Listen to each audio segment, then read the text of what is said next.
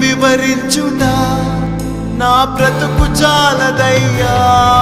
నీ ప్రేమ వర్ణించుట నా వల్ల కాదయ్యా.